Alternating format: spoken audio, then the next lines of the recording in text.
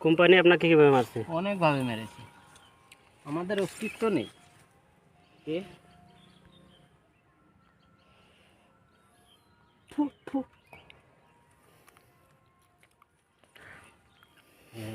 এই যে আপনি এখানে সরকারি জায়গাতে আপনি মাছ ধরতেছেন, কেউ কিছু বলেন আপনাকে? দেখতে পারলে বলবে না, ছেড়ে দিবে।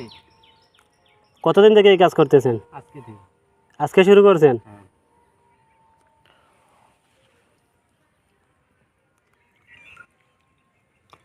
আসলে ভাই এটা ঠিক না, এই অন্যর পুকুর থেকে মাছ চুরি করে এটা ঠিক না। ঠিক না কি বেঠিক এটা আমি বুঝবো।